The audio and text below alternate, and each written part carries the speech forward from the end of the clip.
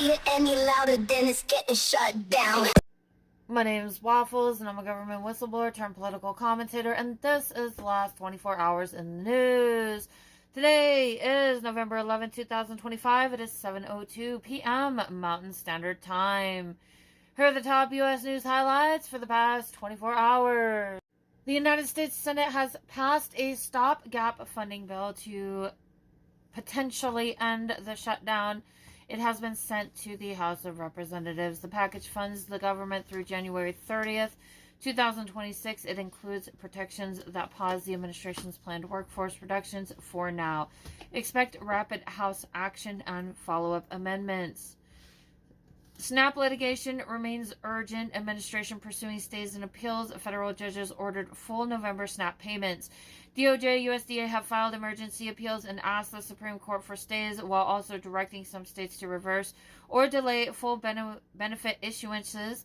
This is an active, high-stakes humanitarian and legal fight affecting 42 million Americans. What we can expect to happen: most SNAP recipients will not receive their full typical benefit amount for November at this point. Partial payments, about 65% of the usual maximum, are the practical expectation unless the legal and funding situation changes. Timing of payments will differ by state. Some states have already loaded partial benefits or are preparing to, while others await on final federal guidance, funding, or systems changes. Even if full funding is restored by the Congress or a court order holds, administrative and technical delays are likely. States must load EBT cards, verify case data, and update systems to reflect new benefit amounts. Some USDA filings warn of weeks to months of delay in certain states.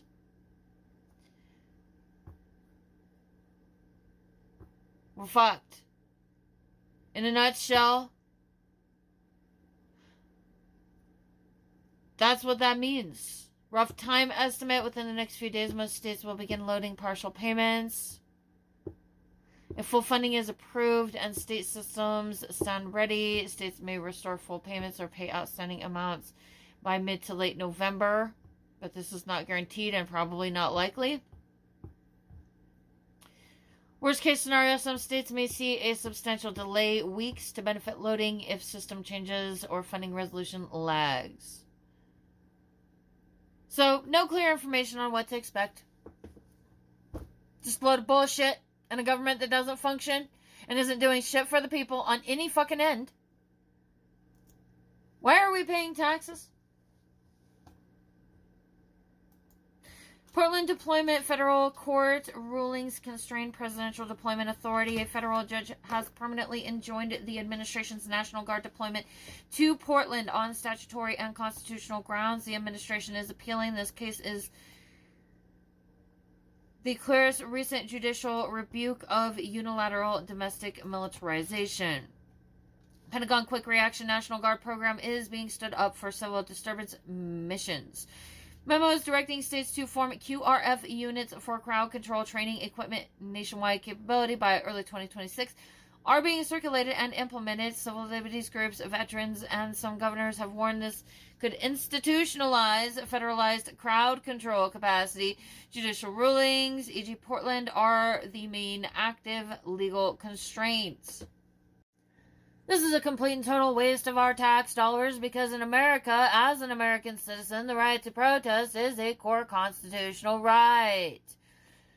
But it does come with some legal boundaries. The First Amendment guarantees Americans the right to freedom of speech, assembly, and petitioning the government. This includes the right to peacefully protest, hold rallies, march, or demonstrate, whether the issue is local, national, or even critical of the government.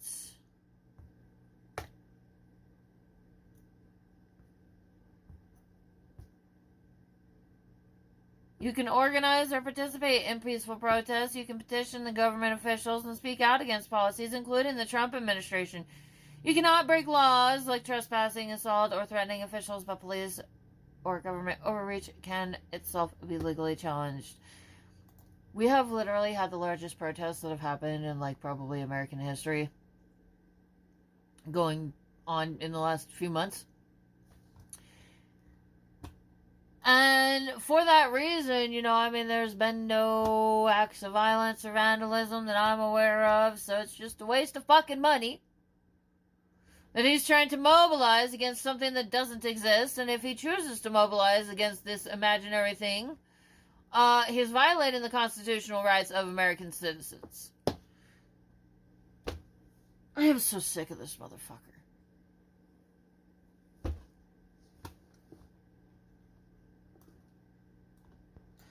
No newly reported large-scale use of military or police action against civilians in the last 24 hours.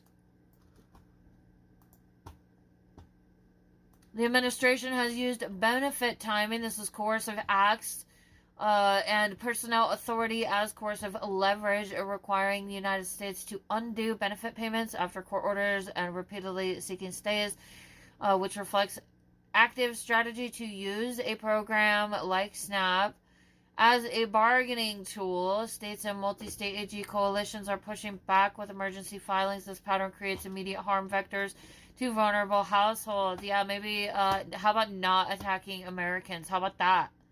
Can we just, get back to life where we could, go to the grocery store and at least buy fucking food?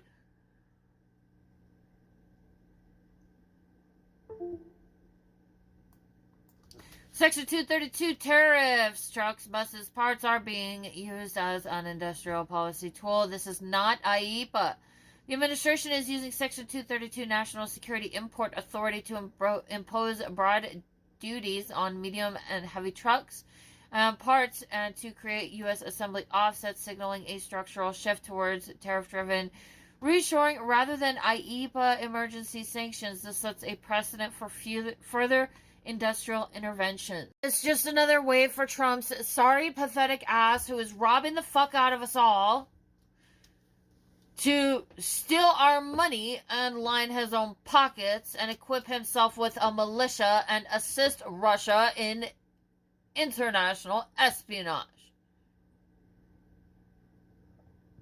Shutdown funding bill changes timing of workforce reductions but does not settle long-term policy conflict.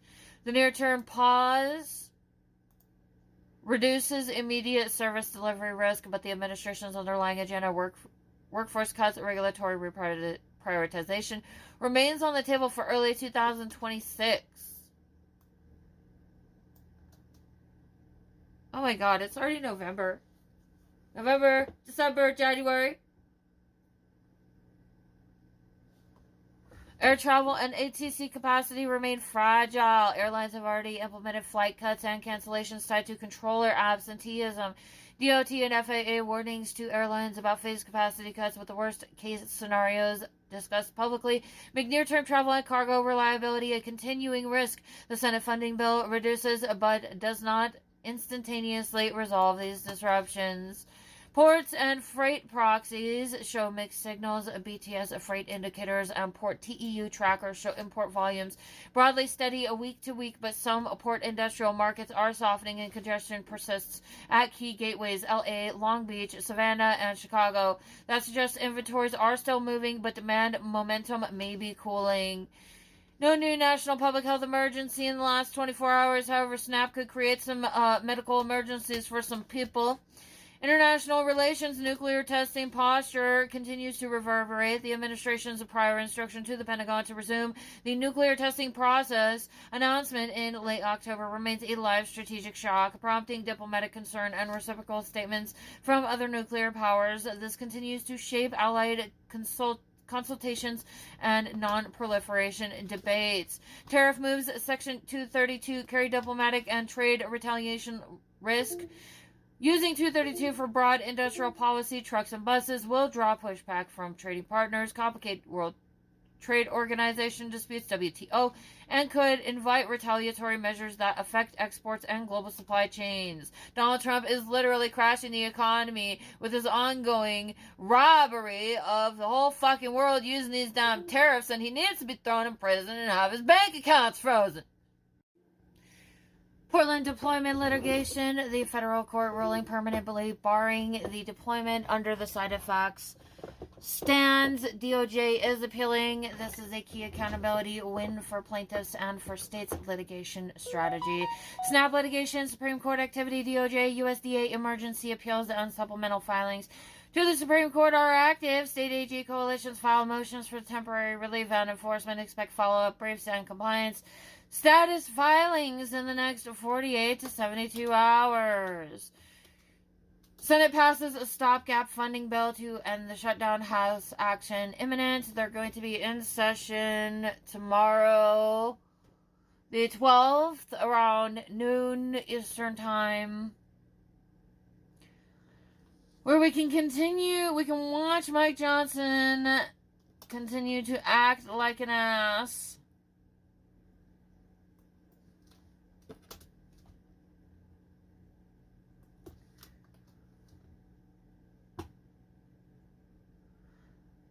The DOJ USDA has filed emergency appeal briefs and administrative declarations seeking stays of full SNAP payments. Filings reportedly reference contingency fund accounting and intra-agency legal memos. These briefs contain the administration's legal theory and internal timelines essential to hold officials accountable for harm to recipients.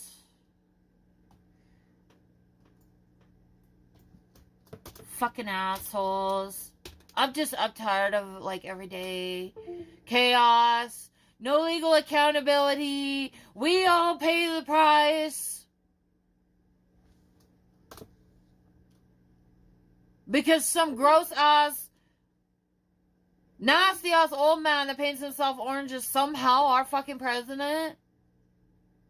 We all have to suffer as this worthless piece of shit continues to flout the rule of law. I'm sick of it.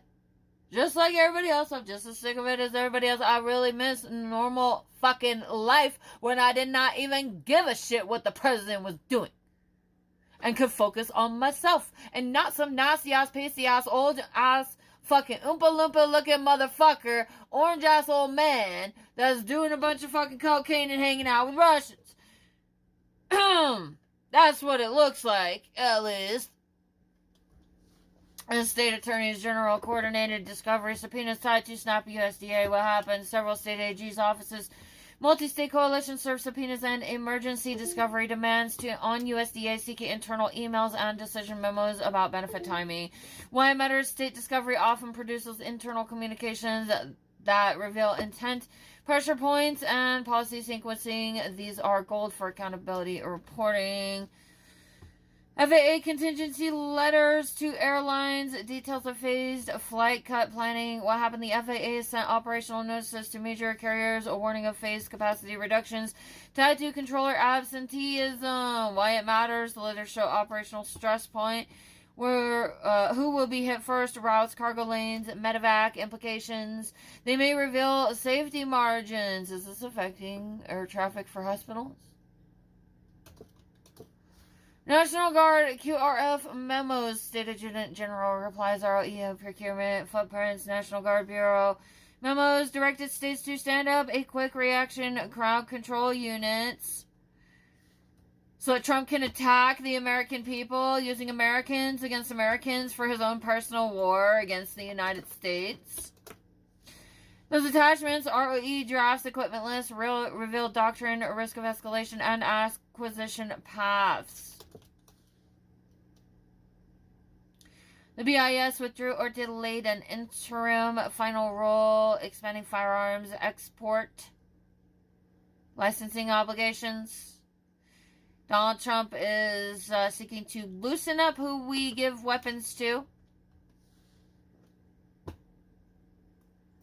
OMB Army Corps freeze list, $11 billion paused infrastructure projects.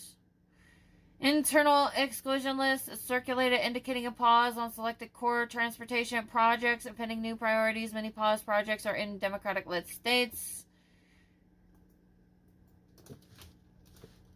That includes things that are vital to our infrastructure, like flood control and stuff. FDA appropriation language quietly attached to stopgap funding. Program writers and scope chefs. The stopgap funding package appears to include less reported FDA funding language and writers that could change inspection priorities and approval timelines. Everybody, you need a safety tester in your house. You need a safety food tester in your house. Anytime you're gonna eat some food, taste a tiny little bit before you eat it and be like, does that taste funny? Why is my cheese crumbling apart? Why does this not taste like normal cheese? We need our government to be operational. When does national security and national stability matter? Why are these things being allowed to happen? This is absolutely ridiculous in every motherfucking way. What we are witnessing with a bunch of coke addicts running around, having a spree, getting wasted, raping people, kidnapping people, and this fucking nasty asshole pervert purposefully making us all miserable and then going in front of a fucking microphone and just mumbling and fucking nodding off. Not a government. This is not a government, in my opinion, if that's what we got going on. And it needs to be put to an end if this shit. This is not a government, and we need a functional government. There's a population of 340 million fucking people here. This is ridiculous.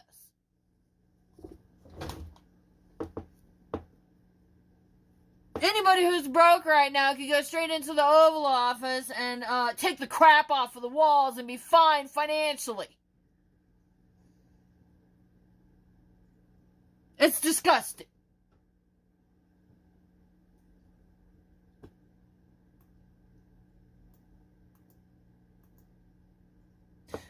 Yeah, I have so much fun reporting the news. Recent state posting batches are not above trend permit denials or longer review delays for manufacturing industrial permits or possible local investment pullback. You know, I used to be a landscaper. This is what I'm doing now. I miss doing art and landscaping and listening to music and skateboarding. I would prefer, I really think about going back to like normal life sometimes, and then I remember it don't exist anymore. I'm not allowed to eat. I've had everything taken from me, and now I'm out in the middle of the country. I'm so fucking over this shit.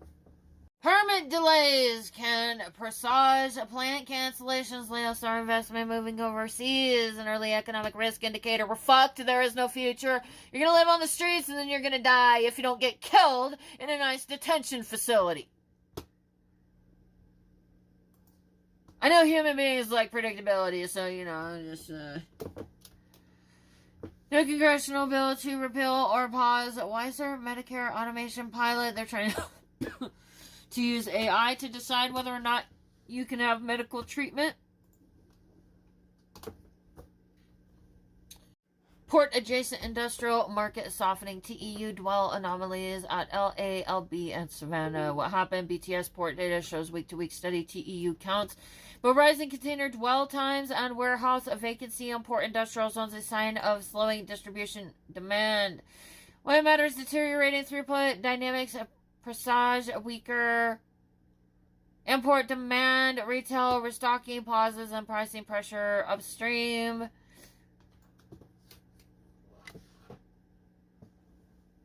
And here are the U.S. trade and economic highlights from the past 24 hours. Kevin Hassett, White House economic advisor, expects U.S. growth to return to 3 to 4% by early 2026, despite near-term drag from the shutdown. Median growth is projected around 1.8 for 2025, up from 1.3 projected in June. Whether or not those are accurate numbers is completely up to debate. I mean, from my own perspective, as somebody who's been reporting on this on a consistent basis, it certainly appears to me that Donald Trump is not only crashing the American economy, but he's also crashing the global economy. Yeah, if you think things are going to get better, I'm sorry, I have a hard time believing that. Somebody can say words, but that doesn't mean they're true.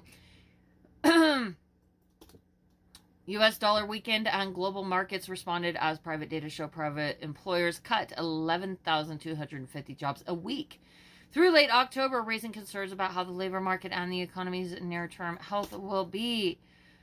Labor market weakness can slow consumer spending, increase unemployment risk, and challenge the Fed's policy path. A softer dollar may reflect investor concern about U.S. growth. No shit, Sherlock. Markets rallied modestly as progress toward ending the historic government shutdown lifted a major economic headwind, with the focus shifting to backlog data releases and path of interest rate policy. The shutdown has delayed key economic data and suppressed transparency. Its conclusion could unlock insights into trade, jobs, and growth that may affect policy and markets. The U.S. Consumer Finance Regulator, the Consumer Financial Protection Bureau, CFPB, is preparing to propose narrowing key fair lending rules from the civil rights era, signaling regulatory easing in the financial services sector. Changes to fair lending rules may affect access to credit for minorities or lower income borrowers, with downstream effects on spending and inequality. U.S. trade and economic highlights. Container imports are slipping nationwide. The National Retail Federation and Hackett Global Port Tracker estimate total U.S. container volumes at roughly 24.9 million TEUs for 2025. That is a 2.3% decline from last year. Analysts attribute the slowdown to reduced consumer demand and normalization of inventories after the post-pandemic import surge.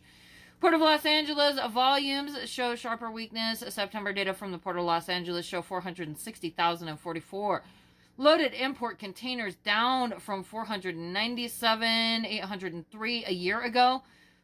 So that's like a little bit over a 30,000 drop, marking a 7.6% year-on-year drop. That's a key indicator of slower U.S. goods inflow, especially from Asia, suggesting that importers remain cautious amid tariff uncertainty, which we will not get any relief from, because now that IEEPA is being struck down as an excuse for Donald Trump, he is now seeking out Section, 252?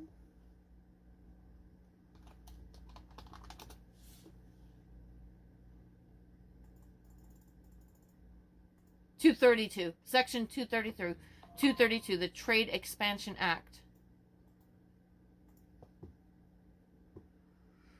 Trucking analytics data from DAT Freight and Analytics indicate a reefer spot rates down 0.8% compared with the prior week, but up 2.2% month over month and 1.3% year over year. That pattern suggests a cooling in week-to-week shipping, but a modest recovery compared with 2024 levels. Broader import weakness points to a goods recession. Economists note that the combination of falling port throughput and soft trucking demand may reflect a broader contraction in the goods sector, the part of the economy most exposed to tariffs, inventory adjustments, and international supply chain friction.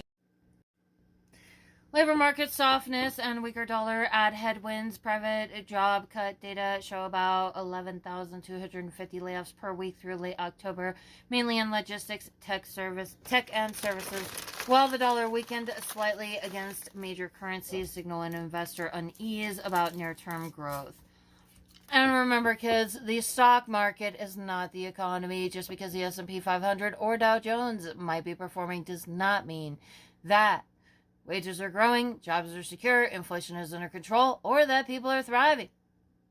And here's the upcoming hazardous weather outlook for the next few days. Northeast and mid-Atlantic, mostly dry, though overnight temperatures will fall sharply in many places. Highs will moderate during the day, but nights will remain cold. There's a freeze risk overnight in rural and low-lying areas. Exposed plants, unprotected pipes, and older buildings are vulnerable. Early morning roads, bridges, and overpasses may become icy or slick due to rapid cooling and high humidity. Southeast and Gulf Coast, mild by day with cooling overnight. Some scattered clouds, no major storms anticipated. Inland parts may see frost or near freezing conditions at night, especially if skies clear and winds are light. Coastal and estuarine zones, possibility of dense fog early mornings. Possibility of dense fog in the early mornings, reducing visibility for drivers and mariners. Monitor for any wind shift or localized rain as a weak front moves through, though current models show low rainfall risk. Midwest and Great Lakes, highs generally in the moderate zone, but nights will be cold and possibly much below freezing in places. Hazard watch, significant overnight freeze and frost risk. Farms, livestock operations, and unprotected infrastructure should prepare. Early morning travel on secondary roads may face black ice conditions, especially where shaded or rural. No widespread snow or ice storms expected, but monitoring required if minor systems appear. Plains and central U.S. dry conditions continue. Daytime warming possible, but nights will remain quite cool. Freeze danger at night in the open plains and rural areas. Agricultural operations need to assess risk for crops, equipment, and lines. If any wind picks up, there is a possibility of blowing dust, which may reduce visibility. Southwest and desert Southwest, relatively warm by day, though nighttime lows drop significantly into higher elevation desert basins and mountain zones. Frost and freeze risk overnight in elevated north central desert areas and mountain passes. Northwest and Pacific coast. Mostly dry for the next 72 hours. Model guidance points to colder nights, especially inland and in elevated terrain. Hazard watch, mountain zones, potential for snow or icy travel in higher elevations. Travelers should be cautious. Coastal passes along ridge lines, possible gusty winds late in the period. Secure outdoor items and plan for wind-related travel impacts. A severe geomagnetic storm watch, G4, is in effect for November 11th to November 13th due to an X-class solar flare from region 4274. The alert covers potential impacts on HF radio power systems, satellites, navigation, and aurora visibility. Infrastructure implications, communications issues, especially aviation, marine power, may face interruptions. Consider adding to hazard planning and monitoring sectors reliant on satellites and communications. And here are the top international news highlights for the past 24 hours. BBC leadership resigns amid major editorial crisis. The BBC's Director General and News Chief stepped down after heavy criticism of the editing of a speech by Donald Trump, triggering questions about media independence in the UK and internationally. Donald Trump is trying to overthrow the press internationally now so he can be king shit of the world. Fuck this guy, man. Indigenous protesters storm COP30 summit venue in Brazil at the United Nations climate conference in Belém, Brazil. Dozens of indigenous activists forced their way into the venue, clashing with security over rainforest protection and infrastructure plans. Why it matters, this underscores growing friction between international climate diplomacy and indigenous rights, highlighting accountability gaps in the global environment governance. Pokrovsk battle zone intensifies. Ukrainian commander signals sharp deterioration. Ukraine's top commander reported that the situation in the Zaporizhzhia region, including Pokrovsk, has significantly worsened as Russian forces press in through dense fog and terrain advantages. Escalation in a key front of the Ukraine conflict has immediate ramifications for military aid timelines, NATO coordination, energy markets, and refugee flows. Gustavo Petro suspends intelligence sharing with the United States over Caribbean maritime dispute. Colombia's president ordered a suspension of intelligence cooperation with U.S. agencies until Washington halts what Bogota claims are illegal boat attacks in the Caribbean region.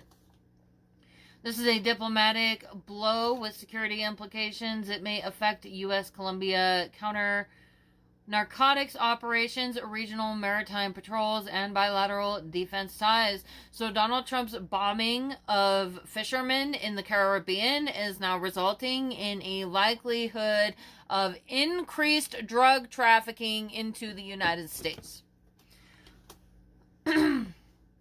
Asian Infrastructure Bank AIIB faces test amid China-led growth strategy.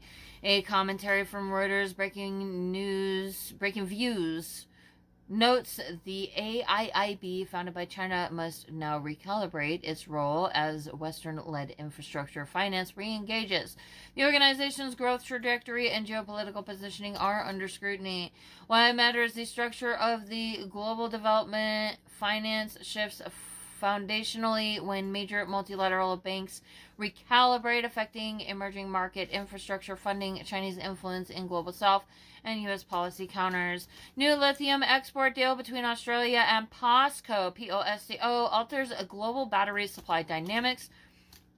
Australia's mining minister signed a U.S. $765 million deal with Korean giant POSCO to develop a lithium joint venture aiming to bolster supply of battery-grade materials for EVs and clean tech globally. Cameroon post-election protests trigger economic losses. Post-election unrest in Cameroon has escalated into widespread protests, and business groups report significant economic losses in the affected regions. So that's a country in Africa right under Nigeria on the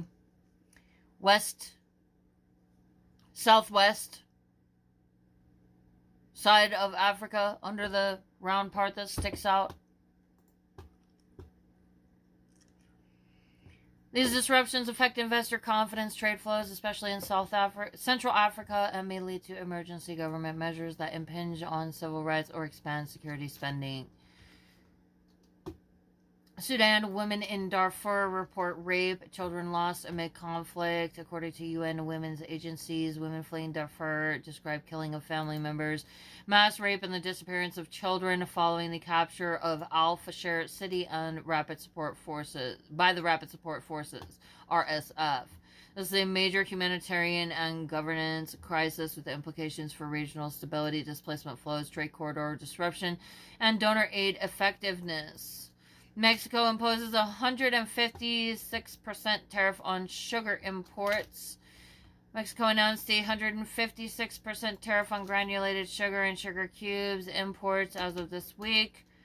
This is a substantial trade policy move in Latin America, likely to affect U.S. exporters, supply chain costs, and bilateral trade relations, especially given cross-border regional integration. Brazil caps a freeze, which shortens payment terms in billion-dollar meal voucher market. Brazil's government announced a new regulation in the meal voucher market, food benefit cards, capping fees, and shortening payment terms for providers in a multi-billion-dollar industry. This is a regulatory shift that impacts a major domestic benefit system and may influence how Brazil's corporate and consumer welfare markets operate. Foreign investors and U.S. companies exposed to voucher services may see margin pressure and regulatory risk. That concludes today's news report. I guess we will just suffer through this and either survive or die. I'll see you guys later. Everybody stay safe out there. So the Olympics is great. And Johnny, for the others, you know, the World Cup, Johnny is the head of it. We had our top people, Wasserman. They all came in on the Olympics, and then I saw Johnny. And we got the World Cup, too. And, you know, it's only because they rigged the election that I'll be your president representing you there. You know, I got both of them. I got the Olympics, and I got the World Cup. And I said, you know, it's too bad. One was in 2026 and the other was in 2028. And I said, I won't be there. I won't be your president. But then they rigged the election and now we won. So I'm going to be your president for the Olympics and for the World Cup. So Johnny, thank you for the World Cup. And everybody, thank you for the Olympics. We're going to have a great time. Hey guys, don't forget to like, share, subscribe, and comment to my videos. And also, don't forget to check out my shop where you could get this awesome Real Patriots Punch Nazis t-shirt. America, fuck yeah! And if you go to the link tree in my bio on most platforms, it's got links to everything, all of my stuff. You can find my shop there. I'm on eBay. You can also get this cool exterminate MAGA sticker, because MAGA's fucking cockroaches. And fuck MAGA, abolish MAGA, fuck you MAGA.